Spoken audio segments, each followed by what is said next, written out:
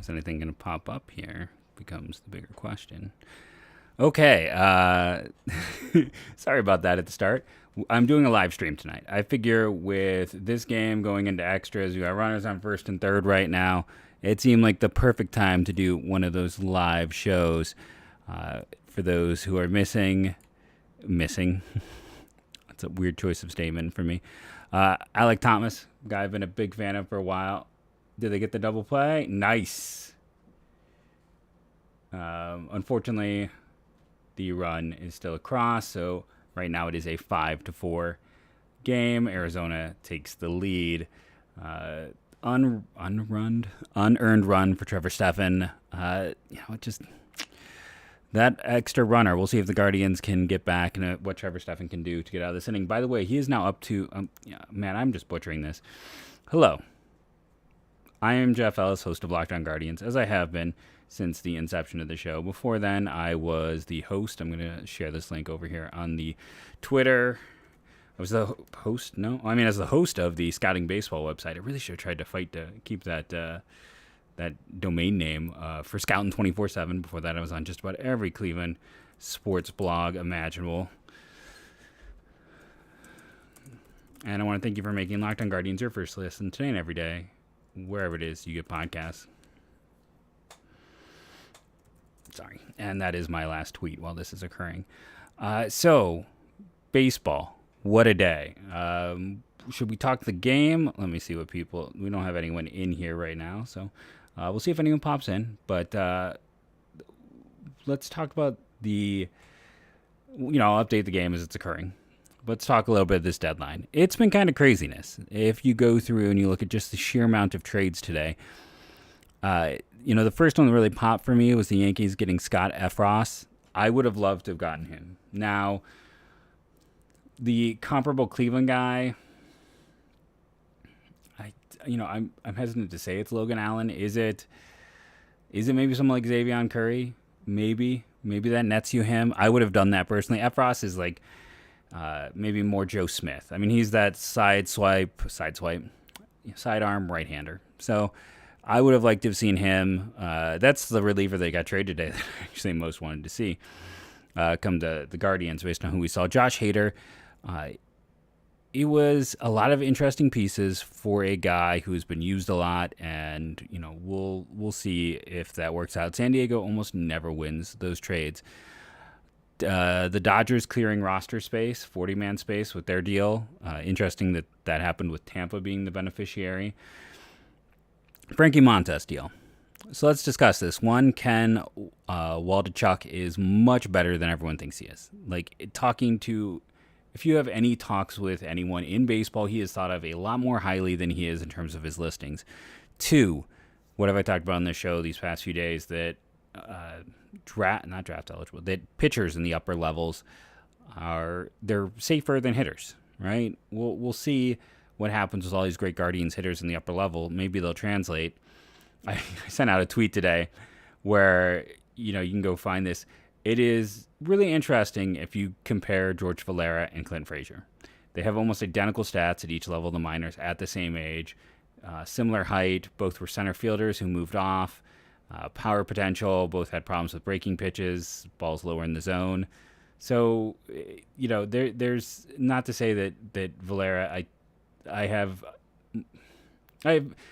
the same time, when they traded Frazier, it was a bit of a heartbreaker because I did think very highly of him. I don't want to sit back and make it be like, no, he's, I think, but the big thing here was someone like Frazier, who we talked about the zip system in the preseason. He was 9th in their system once.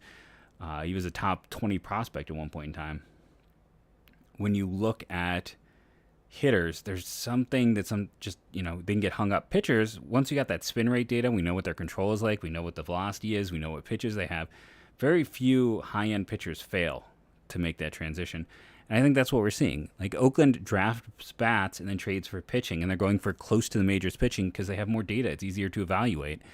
And I don't think it's a bad deal.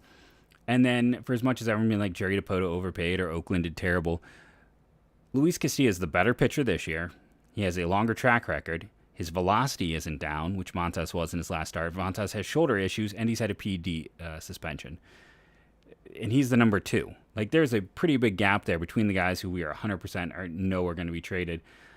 It is interesting with the Yankees getting him, Seattle getting Castillo. Jose Quintana goes to the Cardinals. So the talk has always been the Twins like Tyler Mahle. We'll see if that is who ends up there. I thought the 3-teamer was fascinating just because I'm not like Jose Siri. It's always like doubt the Rays at your own risk.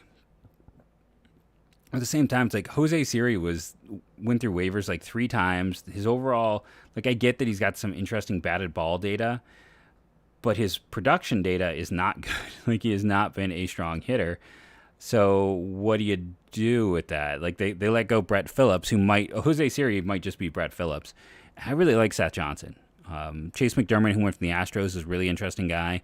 And the fact that they got Trey Mancini and Jaden Murray, that wasn't that costly of a deal for Houston, really. I was kind of surprised at the overall cost for that trade. I thought, I don't understand Tampa's part, and getting Mancini and an interesting pitcher, good on them. And then to go out and get Christian Vazquez pretty cheaply. We'll get into segment 2. We're not going to get into the debate of prospects. We're not going to get in the debate of cost of getting someone like Sean Murphy. We're going to bring up some under-the-radar targets in our second segment. Luke Weaver to Kansas City. Man, dude can't stay healthy. Hasn't been the same guy. And then Jake Diekman for Reese McGuire because the White Sox had already gone out and got another catcher, which I guess isn't showing up here, and I'm blanking on who they had gotten. CBS, you're letting me down. This is not an updated list. So it was a lot going on. You still got Tyler Mahle out there. You still, you know what? I'm sorry. I have one screen open. I don't see if anyone, nope, no questions. If you do have a question, drop it in here. It's part of the reason I go live, is to kind of turn into a little bit of a mailbag as well.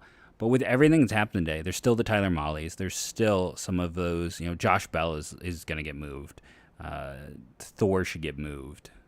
Wilson Contreras. We assume those guys are all going to get moved. So there's still a lot of action for tomorrow. There's also the questionable guys, Witte, Sean Murphy, Pablo Lopez, Tarek Skubal. Are any of those guys going to move? Zach Plesac in Cleveland. Is he someone who could go? We'll have to see. There is a lot. There is still a lot of players. There's still, it's not 24 hours because it's, that early deadline tomorrow. So it's like the 4 o'clock deadline. But yeah, it's going to be something to watch. We had the draft deadline pass, a pair of third rounders, of course I have to talk a little bit of draft as well. A pair of third rounders, Brandon Sproat, who had been connected with the Guardians for a long time, pre-draft from Florida, and then Nolan McLean, who started the year viewed as maybe more of a third baseman, but is definitely a pitcher, and I think he'll go back and try to improve his value. And then we had the one craziness, like well over $1 million going to Carter Young, who Baltimore took, I believe, on day 3, 17th round. Before the year began, he had, that is a weak hit there by Naylor. But it advances the runner, so that's the more important thing, really. But Young he was viewed as a top 10 prospect, had a really bad year because he's a no-doubt shortstop, and I've talked about the lack of shortstop depth in that Baltimore system. They go out and add Carter Young, pay him 7 figures, go out and add Jackson Holiday, and pay him out the nose. So big change for them. We're going to take that first break at this point in the show, come back and, discuss more about the deadline, this game. I know it's probably an inopportune time to throw it a break with Jimenez up, but yeah, we're going to just quickly throw it a break, and hopefully, the general noise of my 4-year-old isn't coming up on the show as well. Built Bar is our first sponsor. They're my favorite sponsor. Why? Because I love their product. They were doing a factory seconds deal. I'm not sure if that is still going on right now, but cookie dough, the part-time flavors, the ones that come and go. Cookie dough chunk puff is one. I am gluten-free. I didn't get to try it. I had my wife take them. She quite enjoyed that. Toffee almond in the original was a favorite. I quite like that one. Here's the thing. At the end of the day, there's many different flavors. None of them, even the ones who aren't your favorite, aren't bad. But you'll find your favorites. You will enjoy them. And when I go to BuiltBar.com, which I do often because I love this product, I use the promo code LOCK15. Same promo code I tell you to use because saving 15% it's the best deal you're going to find on the best tasting protein bar available. And that is BuiltBar.com. Remember that promo code is LOCKED15. It's delicious. As I always say, A in my heart, A in my health food app. And let's see. This is the problem. I really hate the fact that I upgraded to the new Windows. It's driving me mad. It's not letting me do what I want when I want. So, under the radar targets. And there we go. Hey, big hit Andres. We got the assassin. Do we go for alliteration? No, it's not really alliteration because it would be what? Assonance, because it's the assassin Andres. I don't know. We got to come up with a nickname, but he seems to always come up with these big hits. Game is tied back up. We'll see if they can keep going. Try to make this one, grab a victory from the jaws of defeat. Where's the overall? The thing I'm very curious to see is we have Miller, Jones. No, I'm sorry. We have Miller, then Benson. So Will Benson makes his debut. If you missed it, he was called up. Anthony Ghost was moved to the 60-day DL. So now we have two players. Part of me wonders if Ghost is he could be a roster casualty before the end of the year. The health issue, his general just age, productiveness wasn't necessarily peak. So it's not so much like when they activate Morris where they're going to have to move someone off. They might even, when Ghost is time for him, they might try to just pass him through waivers and see. But they moved him, sent down Call, brought up Benson. Why do you make that move? Naylor, we saw him hit in this inning. He's clearly not in max health, but you also don't want to put him on the disabled list because then you don't have any availability of him, and you have to have him out 10 days for pitchers, 15 for batters. So you need someone who can cover first because Owen Miller is also not 100%, and you need someone who can cover 3 outfield spots. That's Benson. That 2012 class, we've talked about it. It's Jones, it's Plesac, it's Bieber, of course, it's Savale. There's even more guys further down the list.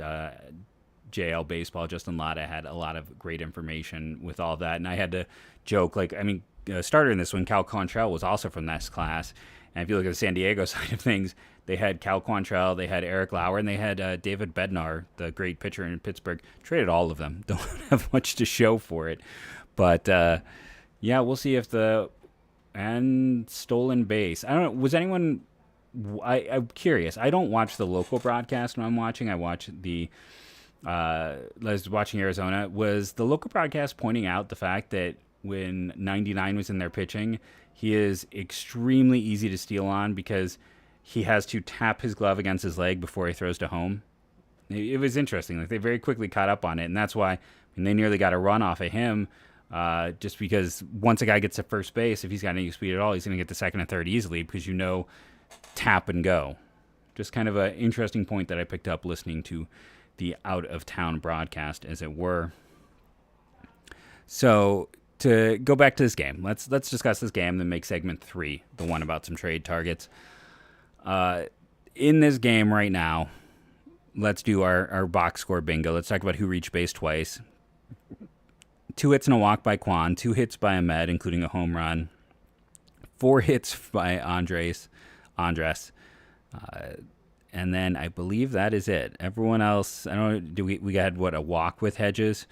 It was the number of people who want to say the catching situation is good enough in Cleveland with Hedges. I can't. I don't know how you make that statement. I don't know how people can sit back and watch him be literally one of the bottom 10 hitters in baseball all year and then say, no, we're good. They need to do something there. And unfortunately, with Christian Vazquez being traded to from Boston, there's one less catcher on the market. Again, in segment 3, we'll get more into the catching group. Another kind of mediocre start by Quantrill, 4 runs in 6 innings, just 4 strikeouts to 2 home runs, 6 hits, 1 walk. Eli Morgan, he's letting base runners on. He's not the guy he was earlier in the year. I don't know if people are just able to pick it up more or what's going on. I'd be interested to see what the really smart people have to say, but he is just not where he was. 99, that walk nearly came back to get him, but luckily he's really hard to hit, and he's looking more and more like his old stuff, which is huge. Class A just continues to be otherworldly. And then Trevor Stephan, the base hit allowed that run to get across, got the double play to get out of it. He is inching up. I mean, I think he already has made himself the greatest Rule 5 pick in franchise history. Now, he doesn't have it by WAR. He's got like a 1.3 WAR, and I believe he has to get past 2.1 or maybe 2.6. But in terms of high-end production, he's already beat what they have had. You had an intentional walk to Jose and Benson to... And here's the thing with Will Benson. He's got physical tools. That's what got him drafted. Now, I remember writing about the fact that I watched tape of him as a high schooler, and his approach and swing changed in his at-bat. Just real inconsistency with the hit tool. And that was my concern. But, the character was off the charts. The work ethic was off the charts. And this year, statistically, he's just unlike anything he's ever done. Again, I don't know. Just because we don't really see, you're betting on an adjustment level that really hasn't been seen.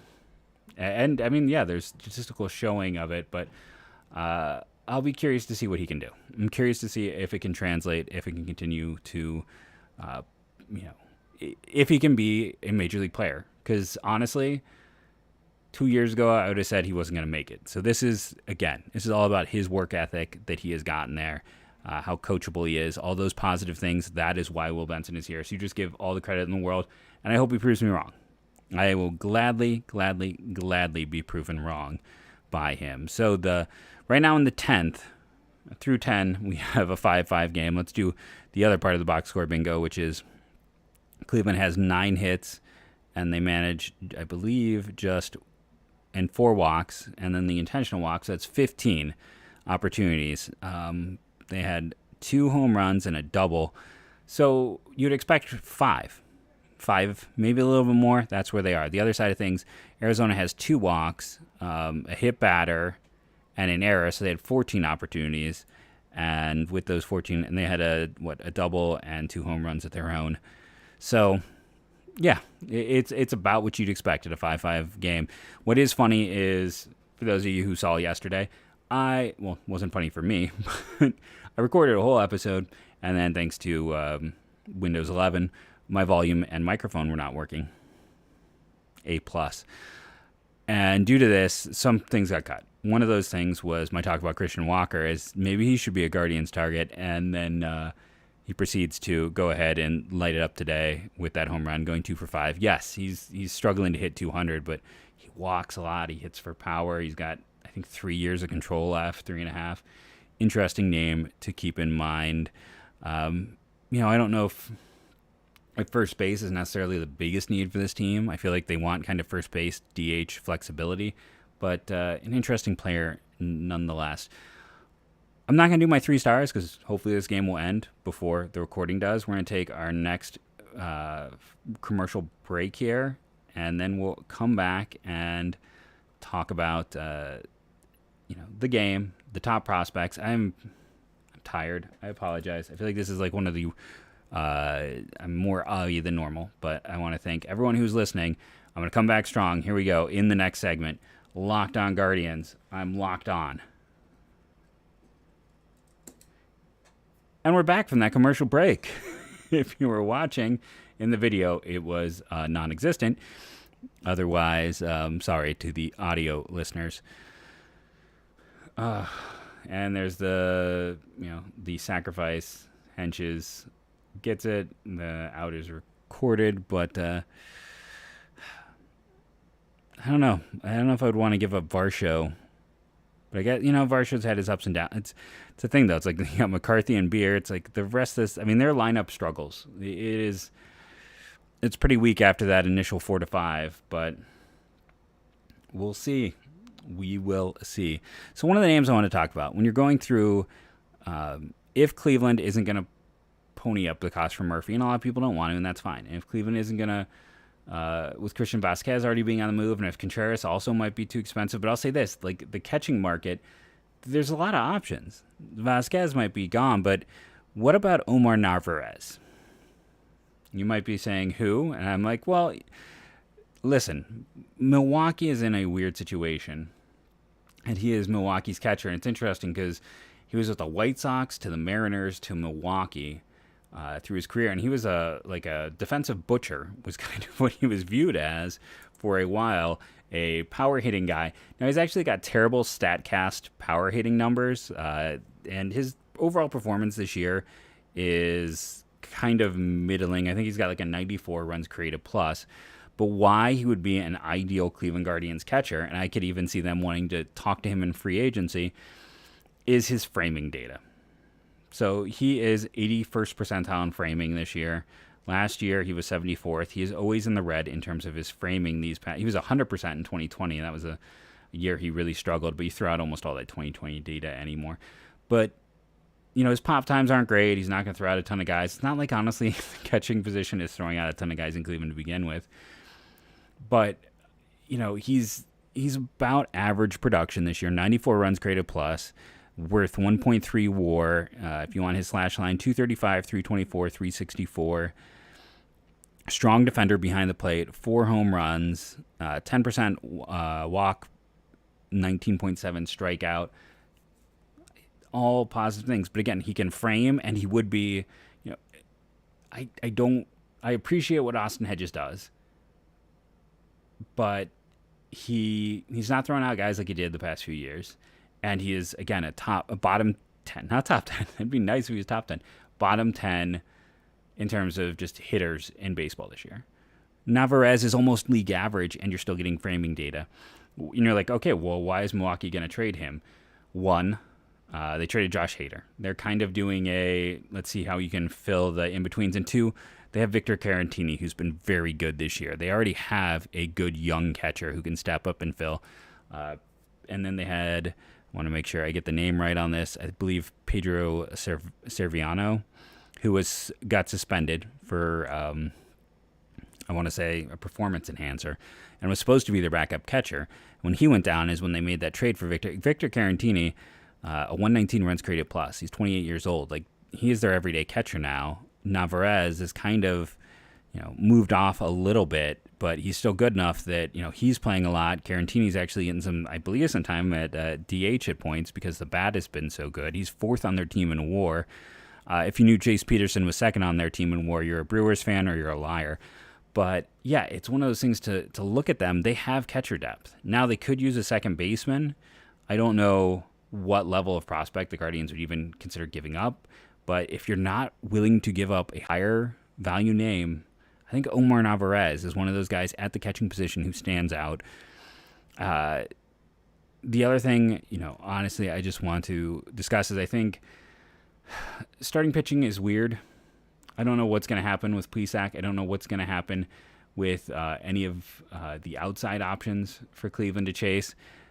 But I think there's still ways to get good relief help. I'm still, I think the Pirates are silly, let's put it that way, if they don't trade Bednar, who's, 30 years old.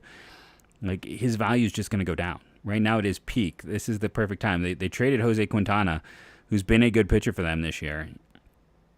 They still have Brubaker and Keller, but Bednar, is 27. Get the high value there. I mean, I also like, Will Crow.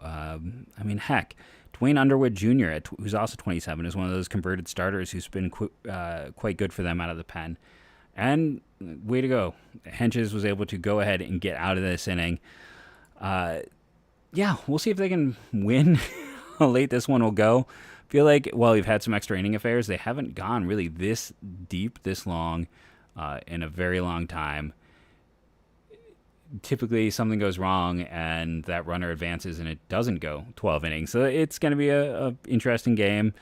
Man, the fact that they put out Seth Beer for Buddy Kennedy, who then struck out. Man, Seth Beer. Remember when he was, going to be a legend? I'm sorry, it's not the 12th yet. It's the bottom of the 11th, but still. We're going to see what happens with this Guardians team. In terms of the podcast, I'm probably going to cut it. Well, no, I still got some time. We have some time in this one to keep chatting it up a bit, the overall live on this, because they really want us to keep it about 30. So I have another minute or two. People aren't necessarily popping in as much on the live stream today. I got a little bit spoiled by the draft stuff where I'd get like 500 people dropping in. So I thought I would do something fun, see if this team could come back. Like I said, we'll see. I like to make this as fun as possible. I know what I need to do before we end this show. I need to go and thank the Locked On Guardians iTunes.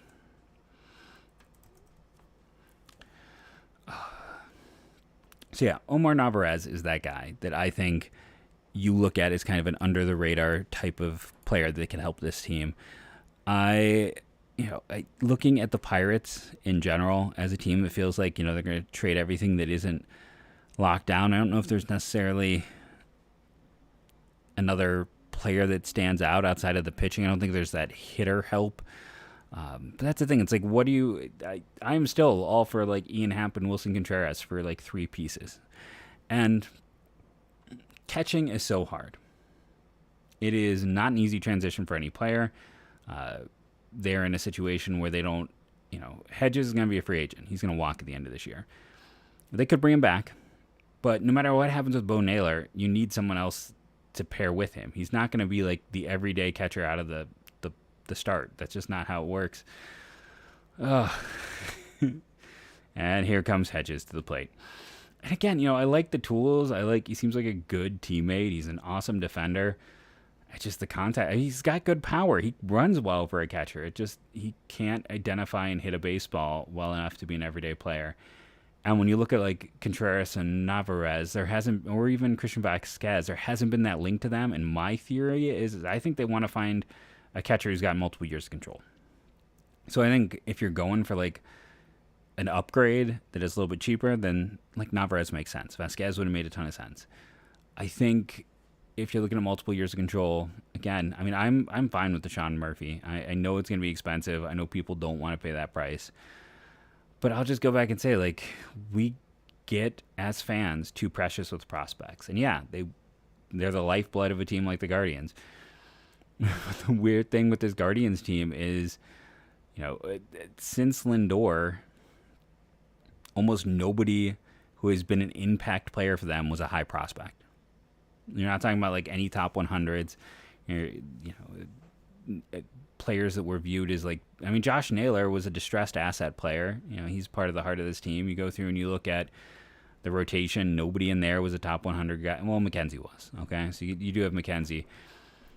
But it's a lot of kind of down the road guys. And, the one other thing I'll say right now with this team, hey, Hedges did what he needed to do there.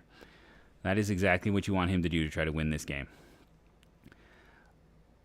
But the thing when I was talking about yesterday about the top prospects in the system, if they traded 3 top 10 guys, the name that I left out, I was going through and looking at my list, was Tanner Bybee. Tanner Bybee right now might be the 3rd best pitcher in this organization. His rise this year, I don't know if we're going to do a full episode on him or anything like that in the near future, but his rise has been something to watch. And he might be top 10 right now, no matter what happens with trading prospects. Like, he is the guy you need to pay attention to in this organization. His rise, his performance, his stuff, it is unbelievable. And it is part of what has made, the system so deep that they have guys like him where they drafted him. And he was like, well, the problem with him is he doesn't have much of a fastball, good command control guy. And then he had 7 miles an hour on his fastball since then. So, well, I can't end one and not the other. So I want to thank, everyone out there. I want to do the quick thank you to the people leaving reviews. Billy Blucky, I appreciate that you and I have different views and that you still gave me 5 stars. Seanisms, thank you for your review. And again, we need one more to just get, that's unfortunate with Straw. We need another review here just to knock off the Twins are better. Byron Buxton is better than all of you by DJ Jazzy Drew. So if you haven't left a review over on iTunes, go do that. Let's knock off the rather cruddy 1-star review by a Twins fan. You don't want that showing up on the Locked On Guardians feed, right? I've been Jeff Ellis. This has been Locked On Guardians for today. If a trade happens, I might go live at that moment tomorrow. I will definitely have a lockdown now, but depending on how much is traded and how much there's to talk about, might dive right into that on tomorrow's show. Again, I've been Jeff Ellis. This has been the Locked On Guardians podcast. As soon as the Stephen Kwan at bat, come on, Stephen, let's win this game. I know I'm doing the run up, but it's like, can I really turn it off? And you got Kwan and Rosario. If I'm talking about your 3 stars in this game, Rosario is one of them. That's, no doubt Kwan with reaching base 3 times might be the other one. Andres Jimenez has to be one of them. So that's Andres and Ahmed are definitely 2 of your 3 stars. I don't know if anyone, pitching, they did their job and is absolutely spent. But I think it's Kwan, it's Ahmed, and it's Andres, so the 3 stars in this one. And you got 2 of them coming up with one with wait, is there more than 1 out? This is the problem with recording, watching at the same time, with 2 outs. So, if Kwan can get something done here, it's on Kwan. So after Kwan's at bat, that will officially end the show. But I got to wait to see if I can get a reaction. I was kind of hoping to get past the catcher. It's the one that was 82 and down on the 2-1. Carson Kelly is a really good defender, though. So unfortunate in that situation. McQuan is 2 for 4 with a walk. We are hoping he'll be 3 for 5 in a moment here. My biggest thing with this Guardians team is, they're playing well. They're fun to watch. I'm hoping they do something. It is... They've been sitting here with this Pack 40 man for so long that they need to do something. And there's an opportunity, and there's clearly could use another reliever, specifically if you can get a lefty. And they could use nice, not swinging at that. And thankfully, it was not framed well enough that it was strike 2. It is a 3-1 count. But they need a reliever. They need an upgraded catcher. I firmly believe those are the 2 biggest needs right now. Outfield, they have some interesting enough players internally. I'm not as focused on Ian Happ as much as I've talked about him throughout. I still think Connor Joe would be a nice under-the-radar ad, but, the Rockies are out there signing extensions with 36, 37-year-olds, so I don't see that necessarily happening. Oh, okay. Here are the people actually came in. So thank you to Justin. Yo, I see that. And there's a Kwan walk. So like I said, we're just going to... I can't... Okay. So here's what's going to happen. I'm going to give the official end of the show, and then you can go watch the rest on YouTube. I've been Jeff Ellis. This is the Locked On Guardians podcast. Remember to rate and review, download daily. It helps. Sorry, distracted. Rate and review, download daily. It helps. Let's knock out that terrible review on there. As I end every episode now, go Guardians, go. Okay. And that way I know where the cut is. So we got Kwan on first, Benson on third right now. This is just extra innings on the video side of things. You don't get this on the other podcast because the big thing is they want the podcast to be 30. The YouTube, they don't care. These can run forever. I would definitely trade Jared Wright for Pedro now. Yeah, that's one of those deals. No, I agree with you, DB Collins. I think you go and you get Murphy, just especially if you can get Puck, because they need that lefty reliever, and you get all of that control. Like that, you go and you get that done. I'm not going to be too precious. I think Valera is not. He's a great prospect. He's a top. I struggle with the exact prospect rankings. Is he number 1? I don't, because I guess that comes down to, it's like, how do I evaluate the top prospect? When I'm doing a draft list, it's literally me making a list of like, oh, well, I want this guy more than this guy on my team. I want this guy more than this guy. If I made a trade deadline list, I think I'd have all 3 pitchers higher than him in terms of who I wouldn't want to trade of the big 3. So, yeah, I let's go. Hopefully they'll go out and get it done. And we'll add something. Thank you to B. Skrills, TB Collins, and Justin right now. Yeah, we got the runners on the corners. Let's see, how are the Twins doing this evening? I have not checked in on that. Let's see. They're currently losing to Detroit in the 10th. So, could the Cleveland Guardians be in a tie for first? It could happen. And there we go. Ball game. Win. Walk-off single. Yeah, it's hard to see them trading Ahmed. To be honest. I don't know if I've seen a guy go from as bad as he was to as good as he has been in a season. It's been kind of amazing to watch. He's going to have his ups and downs, but like I said, he's going to be like a 3-win player, and what a performance by him there. 3 hits, a home run, the walk-off. Guardians win in 11. Twins are currently losing in the 10th. I'm going to switch over on my PlayStation here and throw that game on. And then I'm going to just keep the stream party going. Now, this is clearly not updated. Doesn't matter. I have it all on mute. Watch live. What a performance. If I'm being honest, I thought multiple times they're going to lose. Just with the way of getting the runner on and getting those, them fighting back. What an overall performance by this team. Arizona isn't good. Let's be honest. You're supposed to beat Arizona, but they could have rolled over at several points. There was a game that could have been very easy to give up on, and instead they pulled it off and they won. And they won with a chance to, like I said, right now it's 3-2 Detroit in the 10th. Nobody out. Runner on, ghost runner, whatever we want to call it, on second base.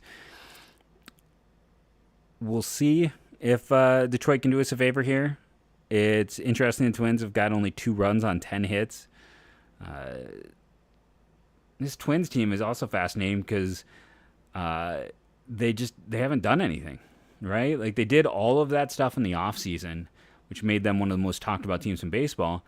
And they've got some big needs as well, and they just haven't been able to get across on anything. They haven't really gone out and made that big move after all the moves they made, after trading their closer for pitching help, after adding Correa, after trading Donaldson, after trading for, IKF. They've done a lot of moves, but they're just a game up. And Cleveland has had some brutal stretches this year, and they've got a chance right now if come on Tigers, right? If the Tigers can hold on to this, the Guardians will be in first place. It's a lot of fun. I mean, this could be a team that is in first place as the trade deadline hits. Can they still sit back and feel content with what they have? You're in first place, and a trade deadline that is later than the typical one, you have to go make a move. You have to go do something, right? Well, I'm going to call it there. I'm going to say at 30 minutes, we saw the walk-off win here. I don't need to stick through the entire Detroit game, but fun performance. Thank you for watching. Tomorrow's show, I feel like these live ones just aren't as clean. So tomorrow I'm probably going to go back to the non-live version, just the canned ones, because inevitably I feel like the canned ones are cleaner. I'm more set up for it. I can kind of pause things as needed and adjust. But thank you all for watching. Thank you all for watching every day. And as I am going to do another end here, go Guardians, go.